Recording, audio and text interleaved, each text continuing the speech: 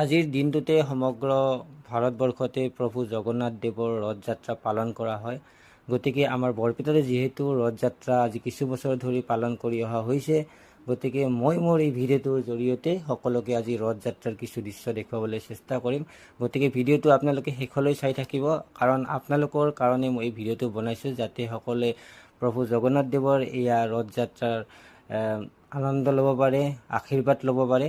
গতিকে চাওক, ইয়াতে বহুতখিনি কণমানি ল'ৰা ছোৱালী মহিলা উভয়ে ৰথযাত্ৰাত অংশগ্ৰহণ কৰি ৰছী টানিছে, মানে ৰছী টানি ৰথখন আগলৈ টানি আনি আছে। আৰু ময়ো ইয়াত অংশগ্ৰহণ কৰিছিলোঁ। আজি সঁচাকৈ তাত অংশগ্ৰহণ কৰি বহুতেই ভাল লাগিলে। আৰু ইয়াত চাওক, অসম আৰক্ষীৰ এজন বিষয়াইও ৰছী টানি তেওঁলোকক সহায় কৰি দি আছে। আৰু এইখনেই হ'ল ৰথ।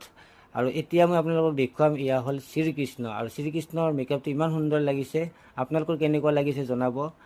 আৰু এতিয়া